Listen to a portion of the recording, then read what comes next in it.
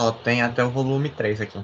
Pronto. Então, eu acredito que na próxima semana já vai, ou o impresso, ou a plataforma já vai abrir para vocês terem o acesso, tá?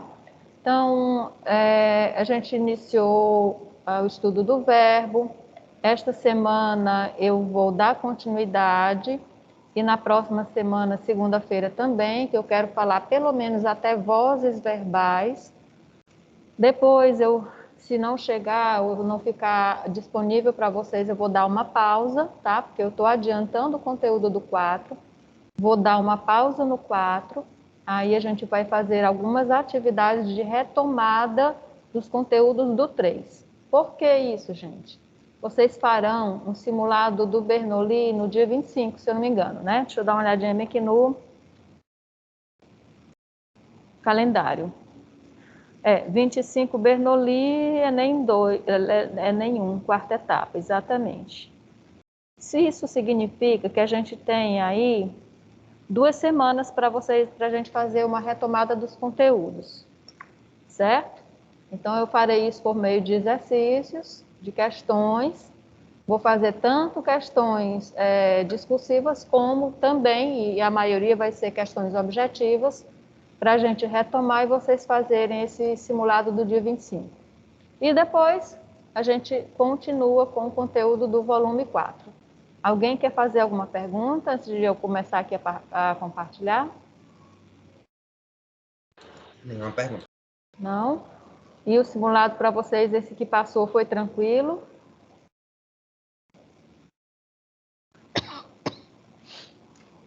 Tranquilo. Tranquilo, ótimo. Então, vamos lá.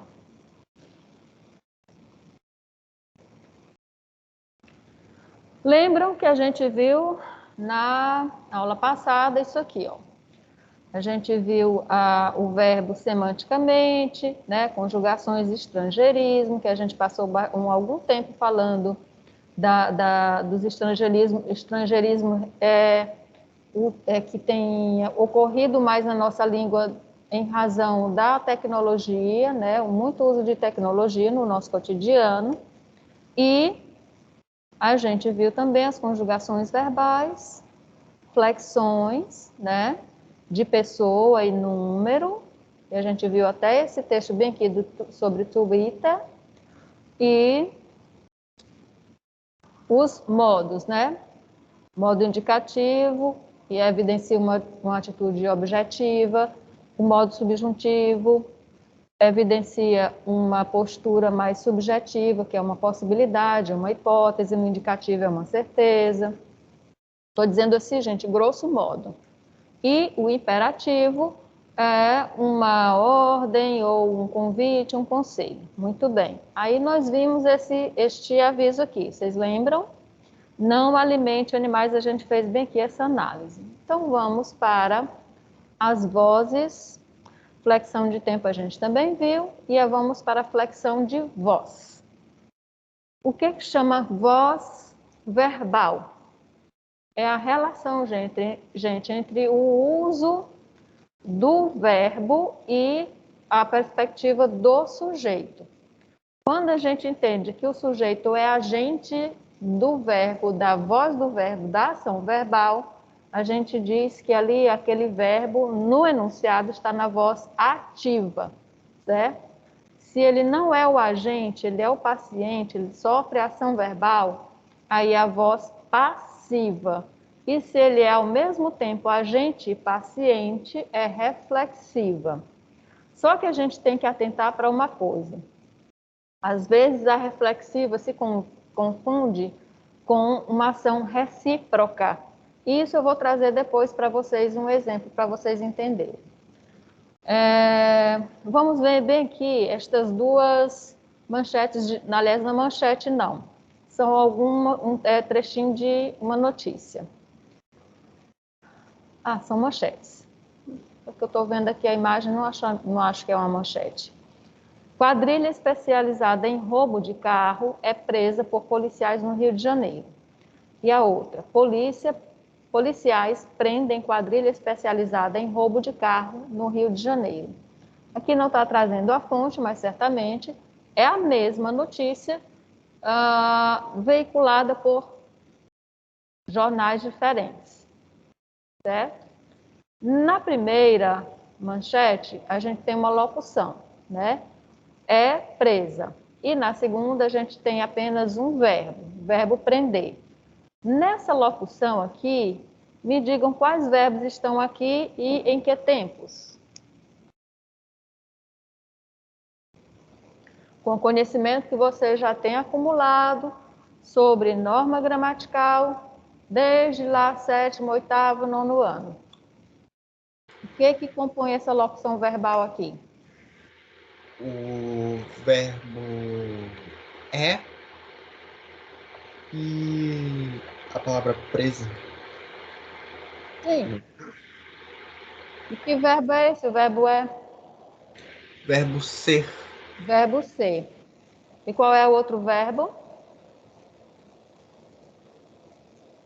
Além do ser, qual é o outro verbo?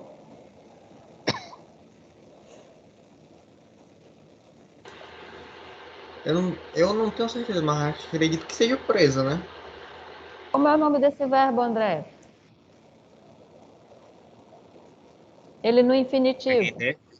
Prender. É o verbo prender. Muito bem. Vocês lembram ainda, gente, o que é uma locução verbal? É um conjunto que expressa um verbo que normalmente possui um verbo no um verbo que indica estado, conjunto a outro verbo no particípio, gerúndio ou não lembro agora se tem dele no infinitivo. Então vamos lá. Só retomando o conceito, tá? O que é uma locução? Independente dessa locução ser verbal, prepositiva, conjuntiva.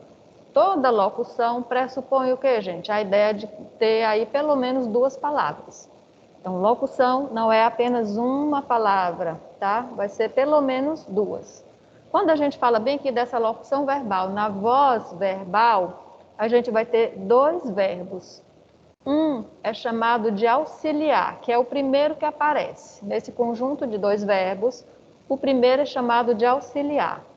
O segundo é chamado de principal, sempre nesta ordem. Primeiro o auxiliar, depois o principal. Característica do auxiliar: ele recebe a flexão verbal, ele é que é o verbo que vai ser conjugado. Característica do principal: ele vai estar em uma das formas nominais, infinitivo, gerúndio ou particípio. Vamos lembrar o que são as formas nominais. Deixa eu ver se tem bem aqui, eu acho que não tem aqui no Bernoulli.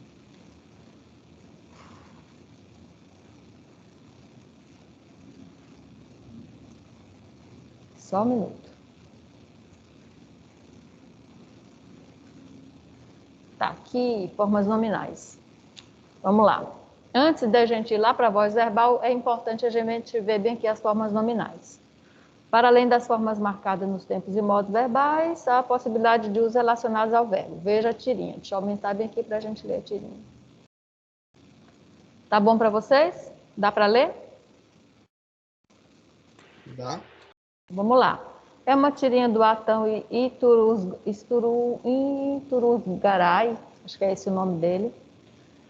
E a personagem diz no primeiro quadro: sim, existe algo pior do que a tiponite aguda. Tiponite aguda. Norma McLaren, PhD em português. Então, é como se ela fosse uma professora PhD em português. E ela diz: sim, existe algo pior do que a tiponite aguda. Então, ela está fazendo o que, gente? Uma crítica. Crítica a quê? Me digam. Só no primeiro quadrinho. Sim, existe algo pior do que a tiponite aguda. Ela está criticando o quê? Essa palavra tiponite lembra o quê? Me lembro de tipos, mas eu não tenho entendido. Lembra tipo. E qual foi um hábito, uma expressão que as pessoas utilizaram até pouco tempo, se usava muito na linguagem do cotidiano? Especialmente a faixa etária mais jovem, de adolescentes. falar muito a palavra tipo? Isso, exatamente. Às vezes, numa frase, numa enunciação, o jovem utilizava tipo isso, tipo aquilo. Então, ficou uma espécie de bengala. Tudo o jovem falava a palavra tipo, quando ele poderia utilizar um vocabulário mais diversificado, né? Tem só tipo o tempo todo para poder se comunicar. Então, ela está fazendo essa crítica. Vamos para o segundo quadrinho. Hoje, acho que tipo vai chover. Para que esse tipo aqui, gente? Se eu posso dizer hoje acho que vai chover. Aí o outro diz, está tipo abafado. A tiponite aguda combinada com o gerundismo. Quem lembra o que é o gerundismo que a gente já estudou? O que é o gerundismo?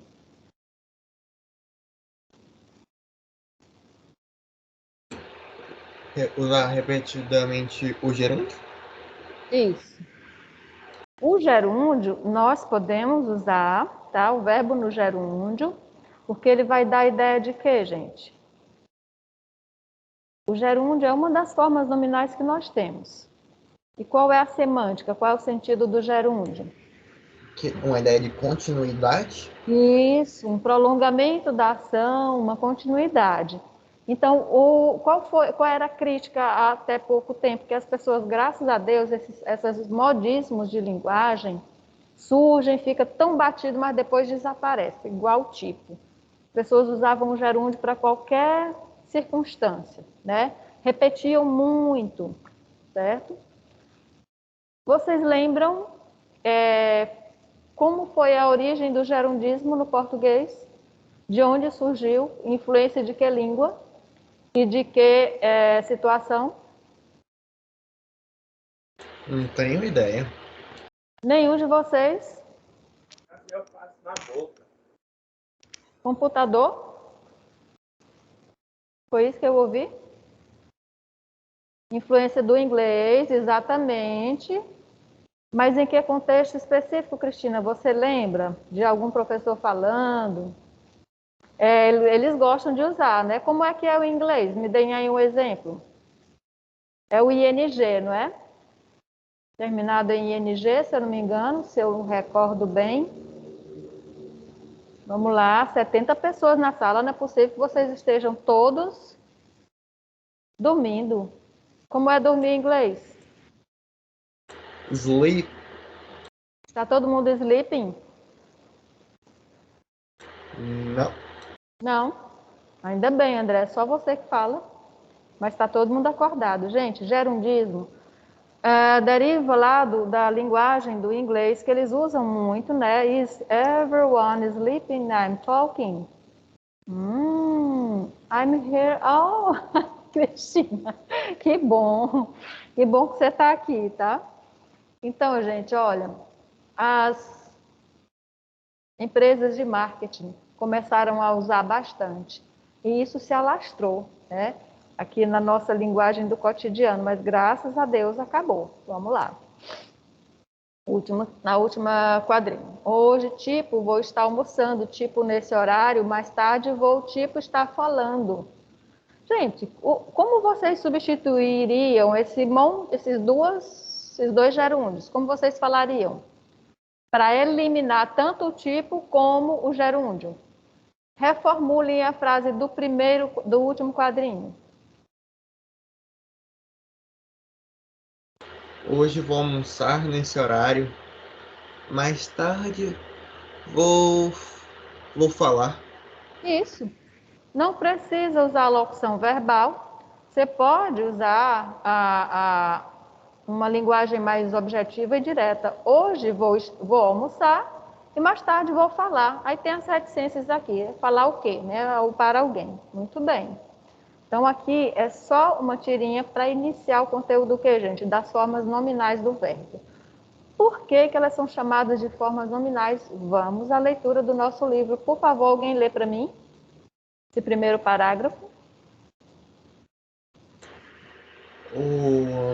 No texto de Adão e Turusgarai, Sim. Uma forma verbal em específico é apresentada e criticada de forma bem humorística, humorada. É o caso das formas almoçando e falando. Note que essas formas verbais, ao contrário ao contrário de todas as outras vistas anteriormente, não localizam com precisão o processo verbal no tempo, nem estão associados a modos. Isso ocorre porque elas representam uma das três formas nominais do verbo: o infinitivo, o particípio e o gerúndio. Pronto. Então vamos lá, gente. Aqui foi só o mote para a gente entrar no conteúdo. O que são as formas nominais do verbo?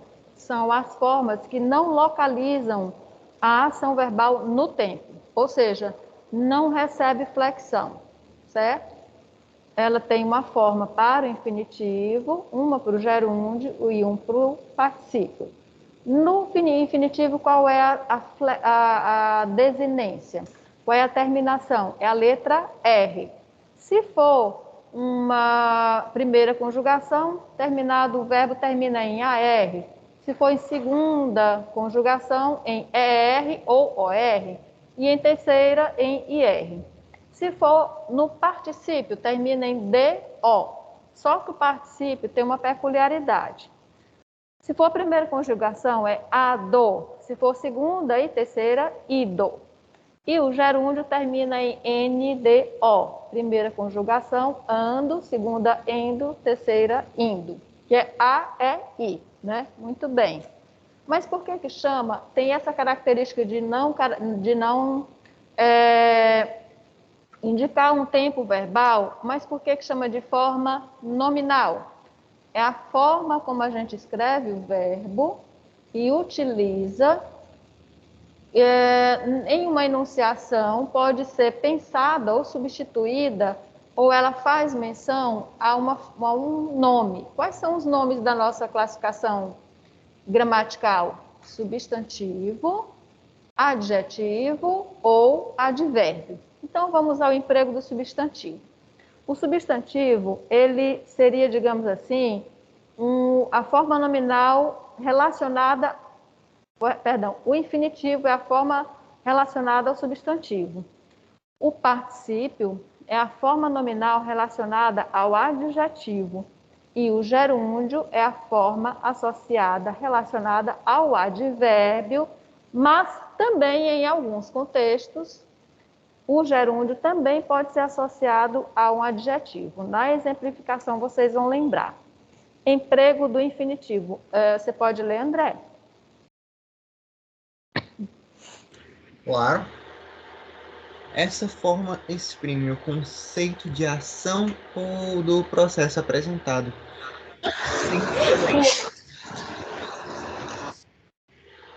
sem situá-lo no tempo, de forma a assemelhar-se a substantivos. É identificado pelo sufixo R. Viver é melhor do que sonhar, e eu sei que isso é uma coisa boa, mas também sei que qualquer canto é menor do que a vida de qualquer pessoa. Vocês conhecem essa composição do Belchior, que a Elis Regina canta? Os pais de vocês devem gostar e ouvir essa música. Quem conhece? Eu sinto que eu ouvi, mas eu não lembro agora. Uhum. Gente, olha, viver é o verbo viver. Quando a gente pergunta verbo, o nome do verbo é sempre o que, gente? O verbo no infinitivo. Porque ele é como se fosse um substantivo. Então, dar nome ao verbo é o verbo no infinitivo. Palavras que nomeiam coisas e seres, como é que a gente classifica? Qual é o nome dessa classe gramatical? Que dá nome aos seres, aos objetos? Substantivo? Substantivo.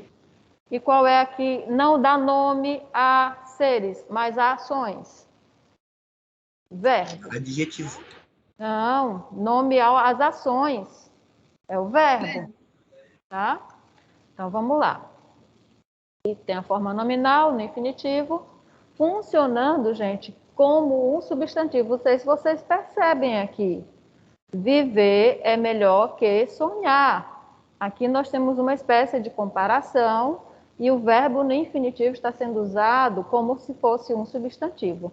Você pode continuar a leitura, André? Posso? Por favor. Além de se referir à ação verbal de maneira genérica, também é possível que o infinitivo expresse um valor parecido com o do imperativo verbal. É o que ocorre em situações frequentemente representadas em filmes de guerra, quando o líder de um pelotão que se encontra em uma situação difícil brada aos companheiros recuar. Observe que esse verbo, que se encontra no infinitivo, assume no contexto um valor de ordem, semelhante ao do modo imperativo. Isso aqui me lembrou de uma coisa da aula passada que também falou que substantivos poderiam, às vezes, ocupar uma frase, uma única frase, dando sentido, tipo silêncio. Foi. A gente viu isso, André, exatamente. É quando a gente viu a importância do verbo para a enunciação da gente, né, do ser humano. A gente pode até transmitir algum tipo de ideia, fazer uma comunicação sem o uso de verbo, uma frase nominal, mas a ideia da ação, né, que é o verbo, ela fica subentendida. Aqui o verbo está no infinitivo, certo? E aqui ele está falando de qual é o líder de um pelotão de guerra, né? Situação aqui de guerra no exército, né?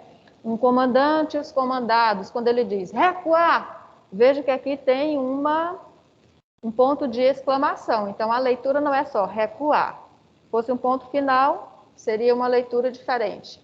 Mas a gente tem aqui uma exclamação. Recuar, ele está dando uma ordem, né? E usou o que, gente? O verbo no infinitivo. Você fez uma excelente... você recordou bem, viu, André, o que a gente estudou na aula passada. Vamos continuar?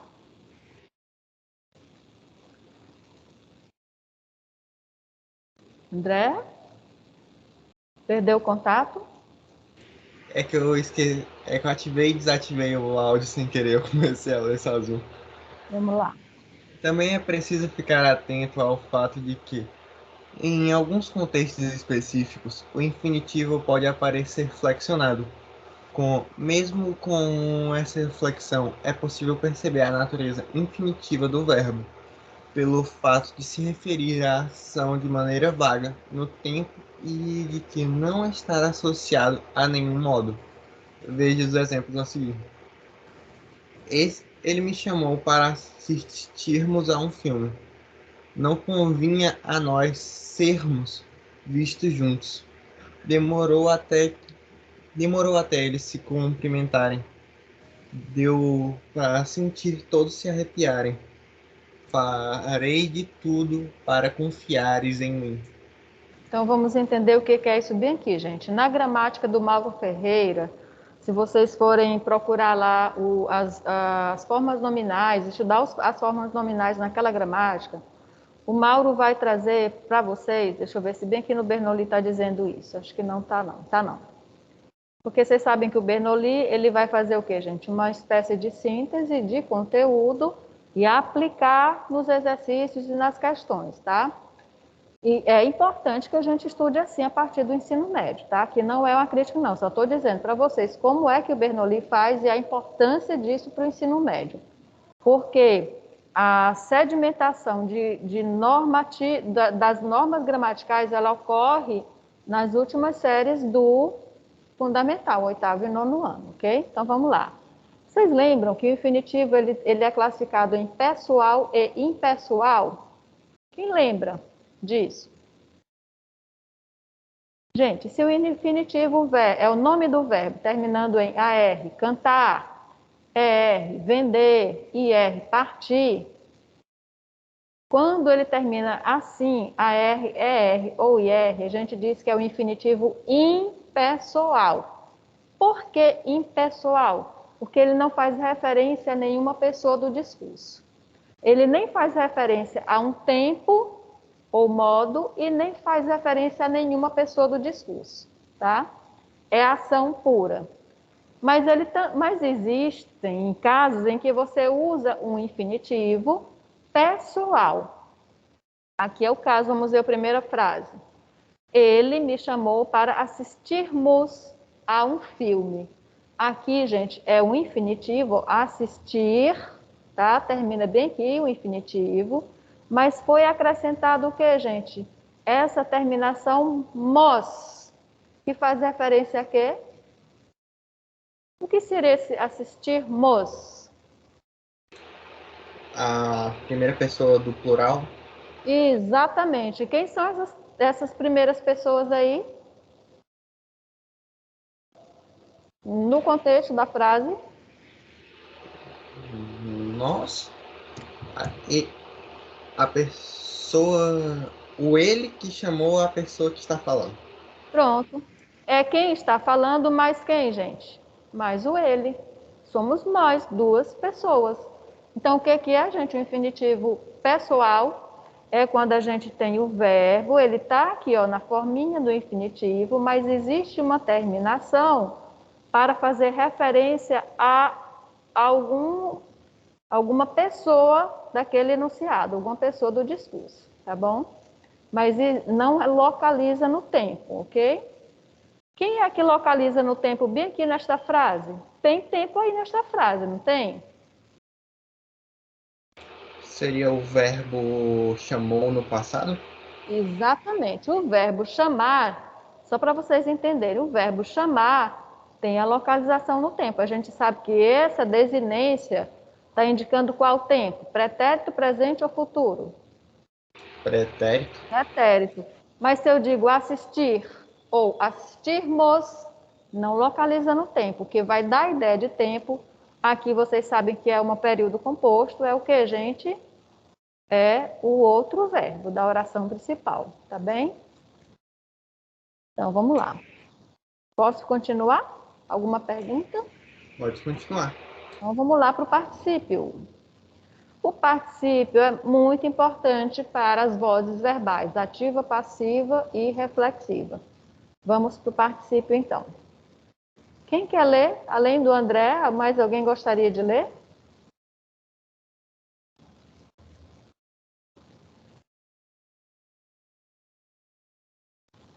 Quem gostaria de ler? Bom dia.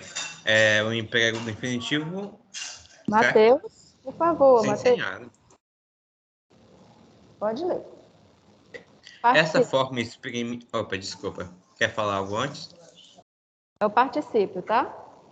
Ah, agora entendi. Desculpa, foi mal. Vai lá. Vamos lá. O participo indica o resultado de uma ação ou de um processo verbal. Essa forma tem funções semelhantes e de adjetivos. Inclusive pode receber, em alguns contextos, flexões de gênero e de número. Hoje você é quem manda. Falou, tá falado. Não tem discussão. Aqui é uma letra do Chico Buarque. Apesar de você. Que, inclusive, foi uma parte da letra desta canção do Chico, lá da década de 70, ontem, dia da independência, foi utilizada com bastante ênfase no Brasil todo, né, em algumas manifestações. Mas nós não estamos aqui para falar de política nem de manifestação. Vamos para a exemplificação da letra do Chico. Vamos lá, gente. Participe indica o resultado. Já é o que, gente? O final, o resultado da ação, do processo verbal.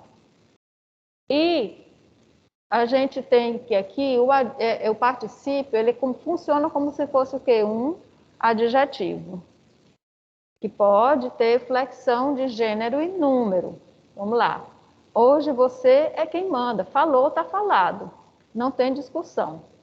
Esse falou está no pretérito, certo? Quem falou?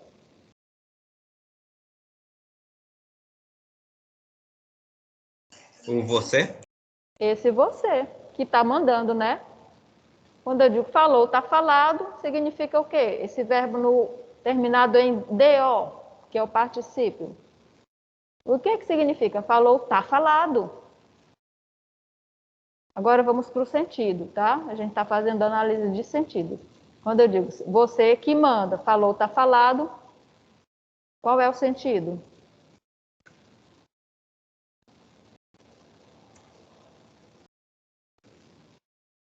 Que não tem discussão? Sim, é uma ordem, concordam? Se não tem discussão, não há possibilidade de argumentar, isso aqui é o quê? Uma ordem.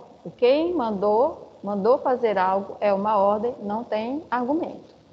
Vamos lá, Matheus, lê o restante. Certo, vamos lá. Alguns verbos apresentam duas formas possíveis de participo.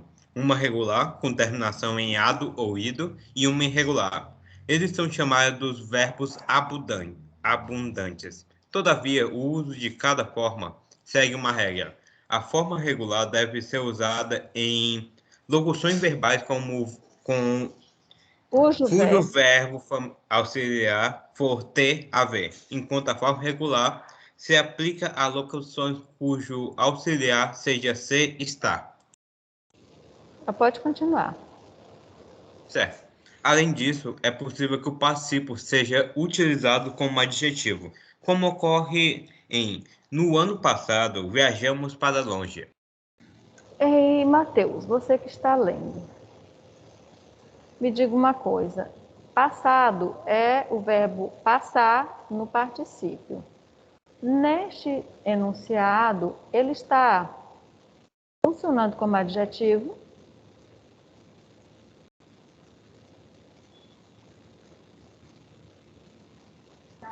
Está sendo usado.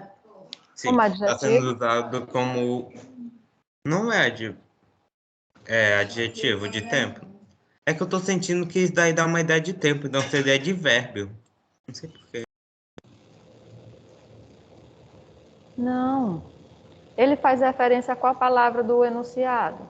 Ano.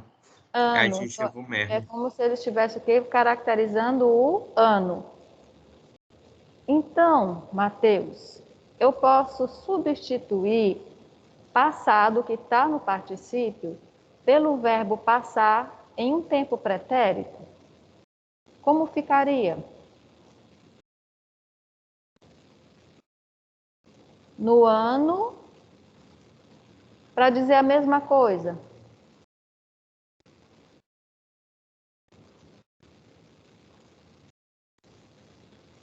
Quem estiver na aula acordado e não almoçando com a boca cheia, pode falar também.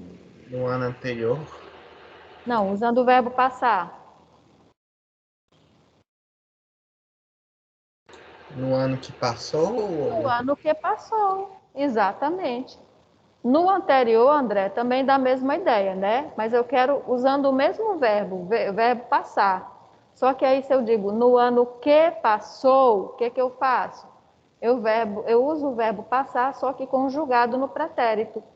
Mas quando eu uso o verbo passar no particípio, é como se ele estivesse o quê? Caracterizando a palavra ano. Por isso é que a gente diz que o particípio é uma forma nominal relacionada ao adjetivo, porque em determinados contextos, enunciados, ele estaria, né, fazendo uma caracterização, digamos assim. Mas vamos para essa informação anterior aqui, que ela é muito importante. Algumas pessoas ainda têm dúvidas ou esqueceram. Os verbos abundantes. O que são verbos abundantes, gente? Aqui no caso do particípio, são aqueles verbos que têm duas formas de particípio. A forma regular e a forma irregular do particípio. O que seria a forma regular do particípio? É quando ele segue a regra, regular de regra, padrão. Qual é o padrão do particípio, gente? É o verbo terminado em DO, ado ou ido. E qual é a irregular? É quando varia muito. Por exemplo, deixa eu ver bem aqui onde é que tem. Tipo, foi aberto? Isso, abrir. Se a gente fosse usar o regular no verbo abrir, como seria a grafia? Abrido. E a gente usa o regular do verbo abrir? Não, né? Usualmente. Não existe o regular do verbo abrir. Só existe o irregular, que é aberto, certo? Então, alguns verbos, eles não têm a forma regular, somente a irregular. Isso a gente vê depois. Vocês podem até fazer já uma revisãozinha lá no Mauro Ferreira. Então, aqui, gente, é o seguinte. Quando vocês forem usar uma produção textual ou fazendo uma análise de texto, que a gente tiver uma locução verbal com o verbo no particípio, e o verbo auxiliar for ter ou haver, a gente vai usar o particípio regular. E se for o verbo ser ou estar, é o particípio irregular, tá bom? Vamos para o gerúndio só para fechar aqui, para a gente poder ir para cá. Ou cá em casa vocês já estão. Eu ir para casa e a gente retomar na segunda-feira. Emprego do gerúndio. Por favor, lê para mim. Ok. Tem que terminar aqui para ir almoçar, né, tia? E retomar o trabalho de tarde também, né? Uhum. Essa forma indica ação ou processo em curso e desempenha funções semelhantes às de advérbio ou adjetivos. É identificado pelo sufixo NDO. NDO. NDO.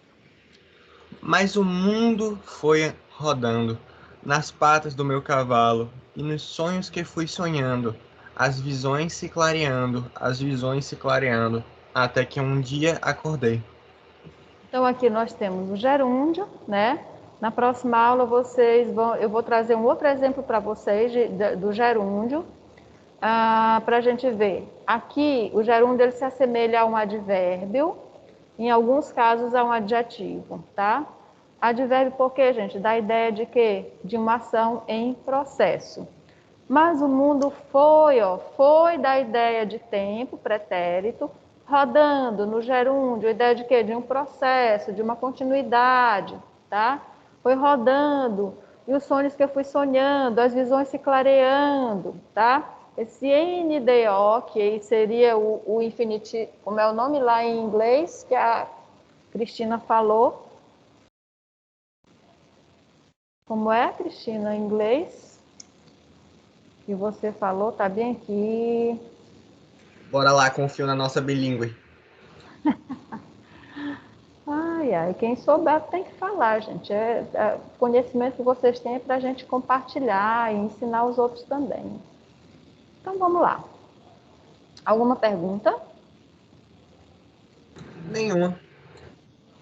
Ok.